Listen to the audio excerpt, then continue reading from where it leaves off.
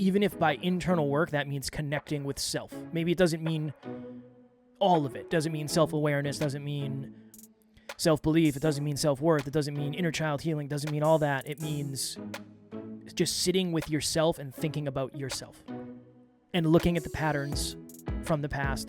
Whereas before it was all push, almost no pull for maximum profitability.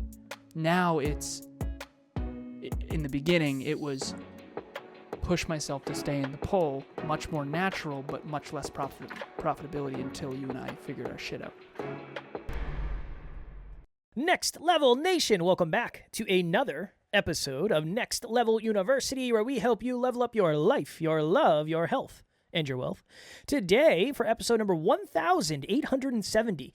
Some days it feels like we're making a ton of progress when it comes to episode numbers. Other days it feels like we've been doing the same episode just over and over and over. I feel like we've done 1870 times. What does it really mean to live your purpose? So I'm just going to throw this out there. It's 7 o'clock on Monday. It's been a long day for Jeff 1 and Jeff 2. We're going to power through. We're going to try to add some value in these episodes. But I might be a little bit giggly because that's what happens as we get closer to La Noche. Okay? 100%. Okay. I went on a podcast today. Sweet hat, man. I appreciate that very much. It matches kind of the rest. I changed my hat. You'll be happy to know that I had a different color hat on. And I said, white shirt, white hat. Nice. For you. I'm also desperately in need of a haircut. It's bad. Same. It's bad. Okay. I'm going to keep going with it, though. Going in it with it. I love that. Emilia's been cutting my hair. What do you, like shaving the back? Yeah. It's very scruffy right now. Yeah, Taryn has not been doing the back of mine because I say, no, don't worry about it. I'm going to get a haircut. And then somehow it's Friday. Like, oh, there goes that next week. Not going to go get a haircut on the weekend. I can't do it. Okay. What does it really mean to live your purpose? I went on a wonderful podcast today. The host is I don't know if she's a therapist or a counselor. She's in the mental health field. And we got to a point in the interview. So in the beginning, she said, is there anything off limits? You feel comfortable being vulnerable? I said, I'm good. I'm an open book. Let's go. Wherever you want to go, I'm happy to go. About 15 minutes into the interview, she hits me with, are you open to doing some inner child work live? And I said, yeah, let's do it.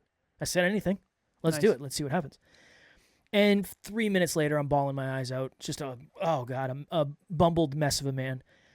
And it was wonderful. What happened? What did she ask? It was more like, so she said, I want you to hug yourself. So close your eyes, put your head down. I want you to go back to one of your first memories of Kevin.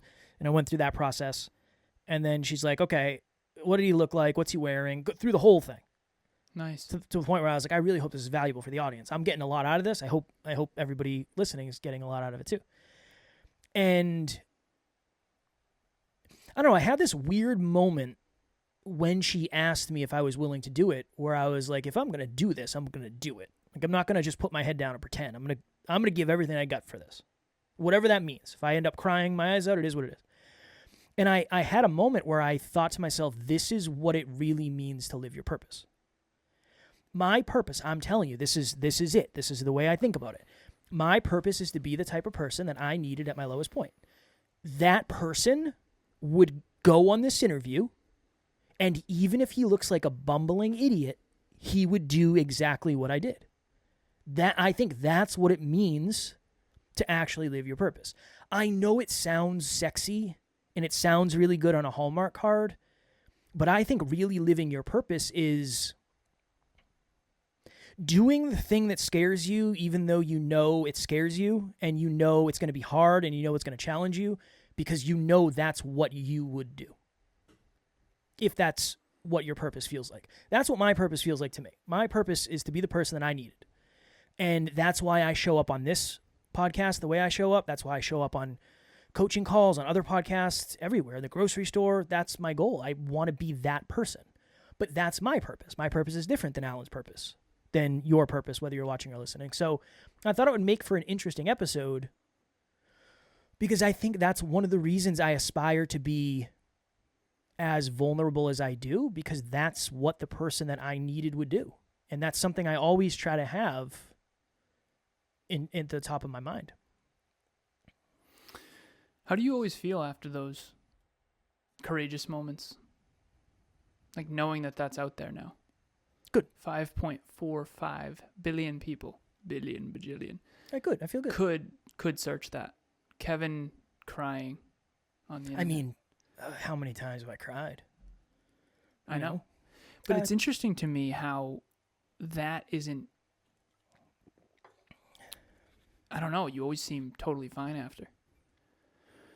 I don't think it's that level of vulnerable it's just not as vulnerable as it used to be. It's not hard. There was no part of me that was like, oh, don't cry. It was just go. Just see what happens. Just go. Let it go and see what happens. Because that's what I want to be. I really, really, really want to be that. I don't want to be the guy who knows it all the time and never makes a mistake and never has self-doubt. And I don't want to be that. That's not what I wouldn't resonate with that. I wouldn't help me. That version of Kevin would not help 7 year ago version of Kev. I would not like that version. So, yeah, I don't know. I had a moment after where I was like, whew, that was heavy. And then I went to my next thing and thought about it, and it was like, yeah, cool, that was good. I enjoyed that very much. And then that's kind of it. Purpose. Poipus. I went on a podcast earlier, and he asked me about purpose too. I didn't know we were going to do that episode today, by the way. Same. I've been literally, and again, I don't want it to sound like we're complaining all the time. I've been on back-to-backs all day. And my voice is a little shot. And again, not complaining, very grateful. And it's been awesome, and it's been a lot. Was on a 2-hour interview. You were on that same show for 3 hours, I believe. It's a great show. It was extraordinary. And one of the questions was, how does someone actually figure out what their purpose actually is? Like, how did you know that yours was to reach your true potential and help others do the same? And this was my answer, so hopefully that's helpful here. It's something that you're always drawn to. That doesn't mean that you always want to do it. That doesn't mean that there aren't days where you're like, I don't know if I have it today. It doesn't mean, but you miss it when you're not doing it. If you go away from it for too long, you miss it. And what would be a good example? So Emilia and I, we took a trip to South Carolina with her family, and we were there for the week, and this was a while ago. I honestly don't know when. It was in 2024. I know that. And I would listen to my books. I would kind of run away and listen to my books. Rationality was a book that I was listening to by Steven Pinker. And I just can't, I don't want to get away from personal development for very long. I don't want to get away from fitness for very long. I don't want to get away from deep conversations very long. I don't want to get away from coaching for very long. It doesn't mean that I don't get burnt out. It doesn't mean that I don't struggle to do 9 back-to-backs a day on average. But I miss it. You miss it when you don't have it, even though you also kind of hate it when you have too much of it in a way. So I think that's important to show both ends of that coin. Like you with podcasting, you did 20 a week on other shows plus the 7 or 8, so 28 a week at one point, and you were burning to the ground. But if you didn't do any, you'd miss it. And so that's how you know podcasting is part of your purpose. And so number one with purpose, it has to be something that's greater than you. Number 2, it's an infinite game. So the only point of the game is to keep playing the game. Kevin and I reached a point in our business where we needed to make money to sustain this. And that's the epitome of an infinite game, which is turn your passion of self-improvement into purpose through podcasting, which is the vehicle. And then, hey, we got to build a business underneath this thing. Otherwise, we can't keep playing the game.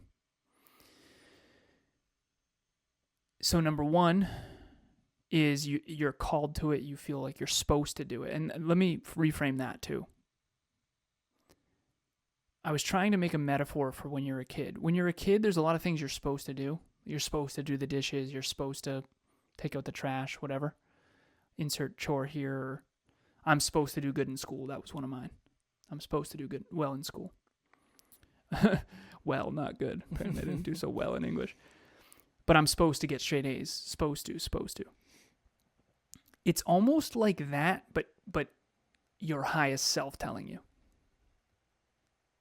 Our parents are trying to tell us what they believe is best, and it turns out they didn't freaking know, right? Some of our parents more than others. But the things you're supposed to do as a kid, quote unquote, you kind of rebel against. At least I did. And then certain things I did do. Picture your highest self. The best version of you. This is your true potential. This is the version of you that's extraordinary. It's the best freaking version of you. That's the idealized version. Okay, what is that person telling you should be doing? Not from a conditioning, toxic place, but from you're supposed to do this. You're supposed to. When I got in my car accident at 26, I had that. I had that highest self saying, you're better than this. You're so much better than this. Apparently my highest self is aggressive. But the point is you're so much freaking better than this. You're supposed to be more than this. Don't forget who you are. And we did float tanks together. Not together, but at the same place, same time. And for a half hour, I sat on top of Alan, I floated on top of him, and then he floated on top of me for the second half. It's wonderful. And I think that's when for those of you who don't know what a float tank is, I think most people probably do, but ultimately you are in this dark dark tub thing. Jeez. Brutal. I know, you're in a pod. You're in a pod. Is the best way to put it, yeah. And it's filled with salt. The water's more dense than your body mass, so you're floating. You have earplugs in. There's some calming music. And the water is body temperature, so you're not supposed to feel it. Essentially, it's just supposed to feel like you're floating in nothingness. On a cloud. It's dark. Yeah. And there's no feedback. Thank you for saving me from that. It's like a room. It's like a room with darkness and some music. It's known as sensory deprivation. Nice. And it's supposed to help you tap in, check out so you can check in with your highest self. And for me, both times I did it once, with Kev, not with Kev, but at the same time as Kev. And then once with Emilia, not with Emilia, but at the same time as Emilia. And both times was the same thing. It's kind of anticlimactic, by the way. Let's be honest. Maybe you're supposed to do drugs before you go in there. Yes, I'm kidding. Definitely. We did not. I did not. However, what I did get was highest self saying, Alan, and this is just mine. So it said, Alan, all that's ever mattered and all that ever will matter is self-improvement. I can imagine yours said, Alan, get the hell out of here. What are we doing? Open the door and get the hell out of here. Yeah. What are you doing? And the interesting thing is the first time it said personal development way back when you, myself, and Isabella Picard went. Was she with us? She was with us that day? Or she was supposed to go and then didn't come or something? She was supposed to. I think it was just me and you. Yeah. And then the second time was self-improvement. So the label changed, but the idea is the same. Self-improvement, personal development, personal growth. They're all very similar. I don't feel like I got anything. I didn't get any of that. I enjoyed it. Like, I would love to do it again, but I think I put too much pressure on myself to facilitate an experience. Yeah, probably. What I think it would tell you, I think your highest self would tell you, is be the person you needed. Don't try to be perfect, just try to be better. And that's what I think, in many ways, your highest self is telling you, and what I've been trying to tell you for the last 8 years. I'm kidding. You ain't tell me nothing. I asked the client earlier, I'll get off my monologue here in a second, but I asked the client earlier, I said, true or false? You're the most fulfilled you've ever been. I could see it all over her. She's on fire. Super fulfilled. I can tell. I don't know what that is. Is that a me thing? I can tell when someone's fulfilled. I think so, You're on the very high end of fulfillment. Maybe the most fulfilled you've ever been, honestly. Me? And one of the reasons is you're actually in the freaking gym again. I'm dying right now, son. But you're fulfilled, though. I'm fulfilled with pain and overwhelm. No, I am, yeah. Okay. And I will talk about that after when you finish up this 15-minute monologue of little to no value, I'll bring us back. I appreciate it. And she said, I said 0 to 10, how fulfilled are you? I think she said 9. And I said, if 10 is the most fulfilled you've ever been. She said, well, I can't think of a time when I've been more fulfilled than this. I said, well, then that's a 10. But the cool thing is, and then we went through why, so that we can double down on it and all that. But the cool thing is I can just tell. You're super aligned. Alignment with core values and your highest self equals fulfillment. You had a lot of external success. You had, model girlfriend, dream car, dream body, dream job, but it wasn't aligned with that purpose of being the person you needed. You were buying shots at the bar for too many people. You were drifting around, wandering. I saw someone in a truck similar to the one you used to drive, and I remember thinking, like, that must have sucked. I know some of it was fun, and I know some of it was great, but I was driving home from a mountain we climbed yesterday, and I looked at a truck that looked similar to the work truck you used to drive. And I remember thinking, like, imagine if Kev was still driving around in that truck. Yeah. So that's purpose, and when you're in it, because fulfillment is the tell. If you're super fulfilled, you're in it. If you're not, it means you're outside of alignment with something. I believe that you have to do the internal work to actually find your purpose. That's one of the reasons I think internal work is so important. And even if by internal work that means connecting with self, maybe it doesn't mean all of it. Doesn't mean self-awareness, doesn't mean self-belief, it doesn't mean self-worth, it doesn't mean inner child healing, doesn't mean all that. It means just sitting with yourself and thinking about yourself and looking at the patterns from the past. I don't know if you get purpose from just doing external thing after external thing after external thing. I think it would be really hard to do that. So that's one thought.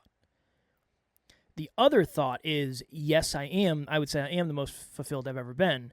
And I think one of the reasons is I'm talking to so many people now, not just on podcasts. I'm in my DMs all day. I'm in WhatsApp all day. I love it. It's mayhem.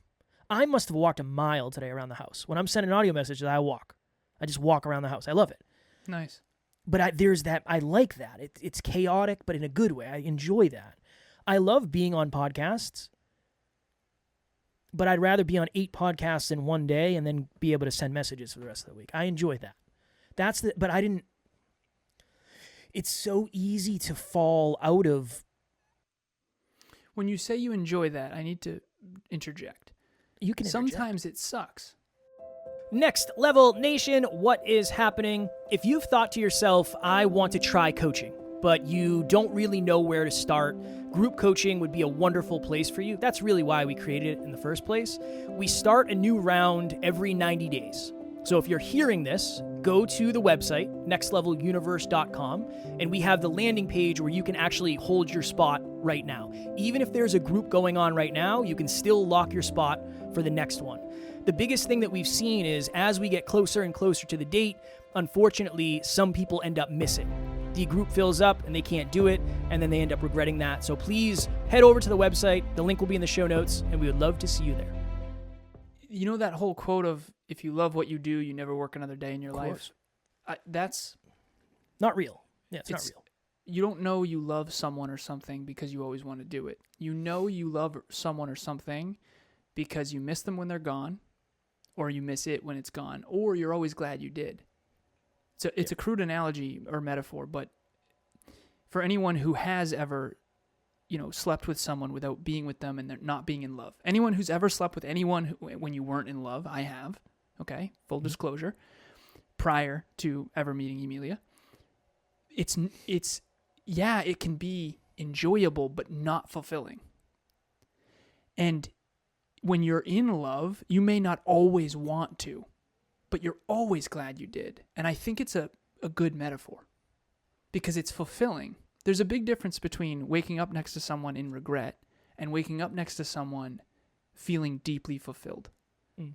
And I think that that's a good metaphor for your career. In your career, who do you want to wake up next to, metaphorically? Versus something that's fun once. Like, oh, I gave a rock star speech and it was so great. But do you really want to travel do you want to wake up next to that career every day? Yeah. I think that's a cool metaphor. I've never used it publicly. I don't even know if I've ever told you about it, but I think about it all the time. No, you've told me that. I've heard I you say have. that. Well, shit. No, I've never heard that before in my life. That was awesome. In my life, with In my no life. spaces in between those words. I think one of the reasons, yes, to your point, yeah, I don't always want to do it, but I don't know,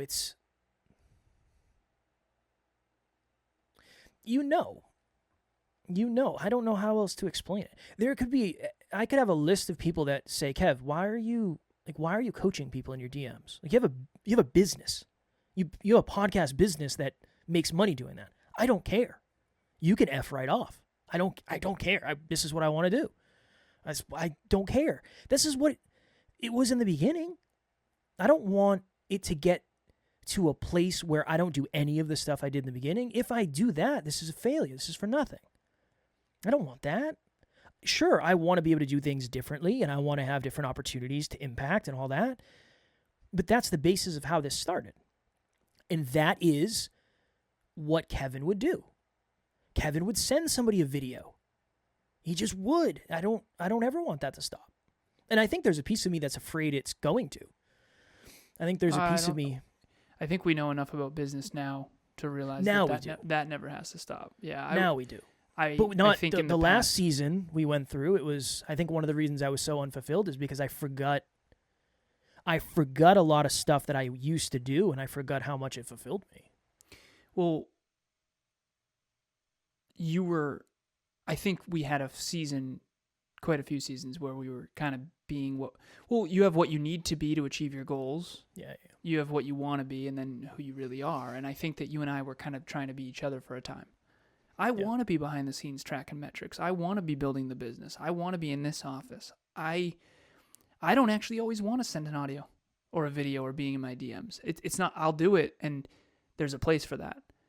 But what fulfills you and what fulfills me is different, and we need to have complementary fulfillments for what the business needs.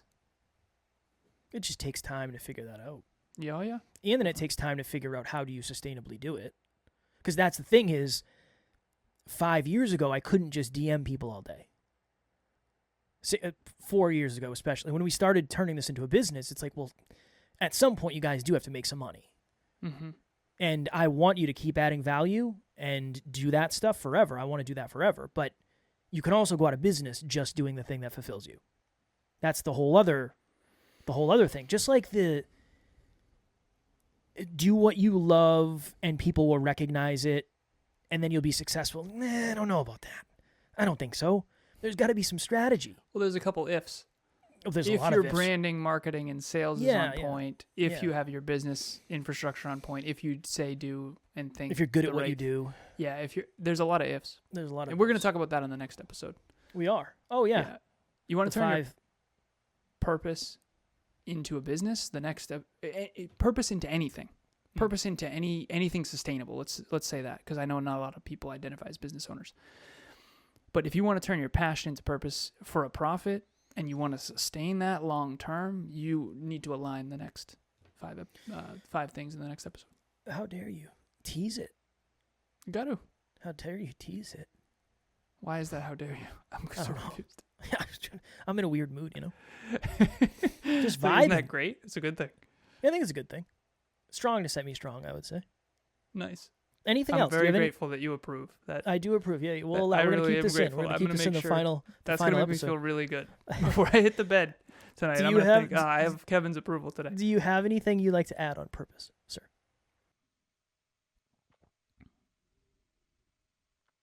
Pull versus push. Pull is... It's almost like you're supposed to do it, and there's a big part of you that wants to do it. And when the opportunity presents itself, it takes courage. And I always say I have to push myself to stay in the pull. Mm-hmm. So the pull is, I'm going to use, this will be the end. I'm going to use it. When I was in corporate, I pushed myself to sell industrial automation equipment, and I was damn good at it, but it was such a push. It wasn't fulfilling. I had to push myself to keep doing it, which is probably why I was playing COD sometimes on the side to try to fill that empty hole. I'm being playful, but also some truth to that. Whereas now, I'm pulled already to this work, and I have to push myself to stay in that pull. Whereas before, it was all push, almost no pull for maximum profitability. Now it's, in the beginning, it was push myself to stay in the pull, much more natural, but much less profitability until you and I figured our shit out. Let me ask you a question. Weird question. Mm-hmm. You ready for this? Yes, sir.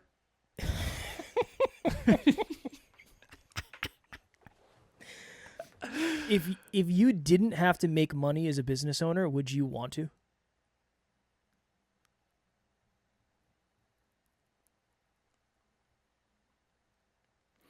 Yeah, but only because money helps you help more people.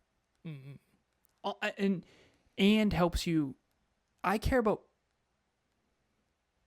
passion. I care about my potential and other people's potential. Money is necessary to maximize that. Yeah. But money is not the goal at all. Money is the gas in the tank toward the infinite game we're playing. And that's a whole freaking episode in and of itself. That'll be a Business Growth University What about episode. you, man?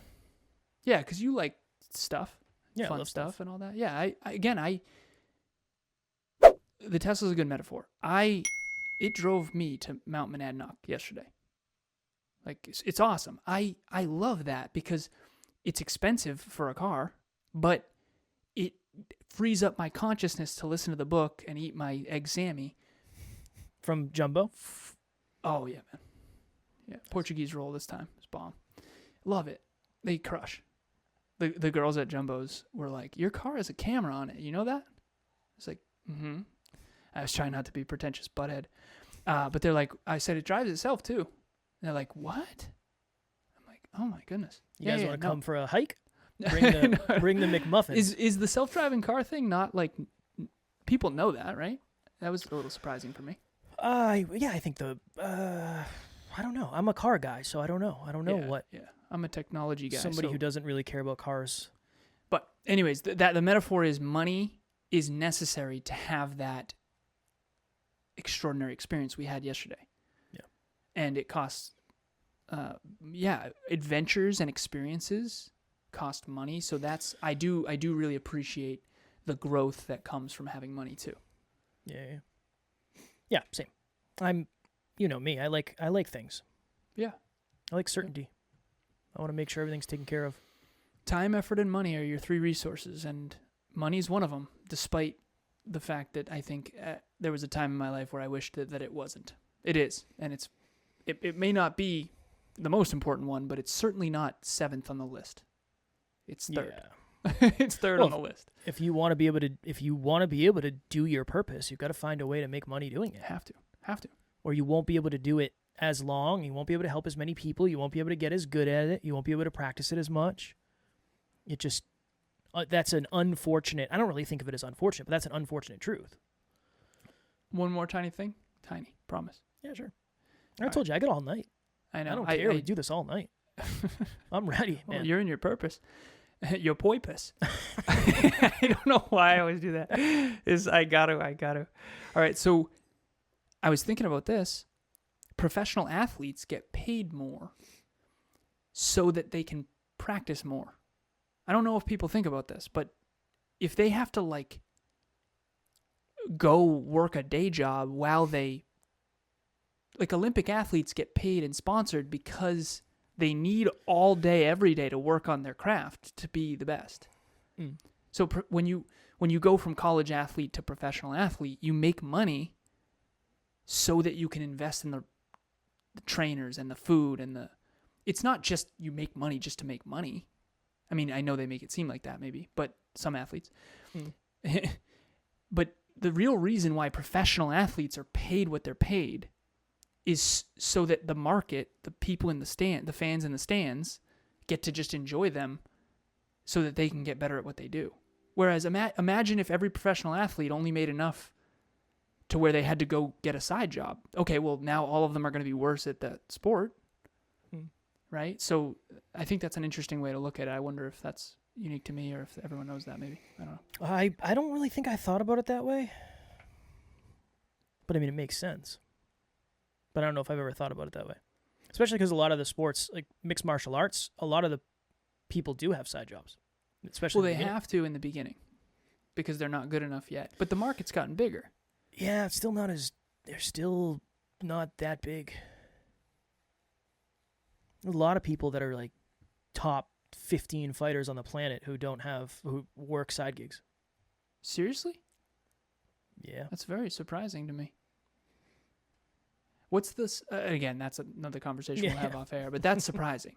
I mean, honestly, if you're top 100 in the world, if the market's big enough, you should do nothing else but that thing. And again, that's a business conversation. So yeah. We'll save that for Business Growth University's second episode. Sounds good. I'll be tuning in. All right, Next Level Nation, how to wrap this up. I think it's easy to talk about purpose, but it's far harder to live it because oftentimes you're doing things that maybe feel uncomfortable and are vulnerable and are scary and require courage, but that's how you get more into your purpose. I don't know. Now it's easier for me to have vulnerable moments like that on podcasts where I don't really think about it that much, but how many times have I done that to get to that point where I had that moment of, oh man, I don't want to cry right now. Just whatever, just do it. And eventually, that's what I would do. That's what if you have a favorite TV show or a favorite movie or a favorite sitcom, you know how you always know what the character would do. It's like, oh, that is something Joey from Friends would do, or that is something Rachel from Friends would do.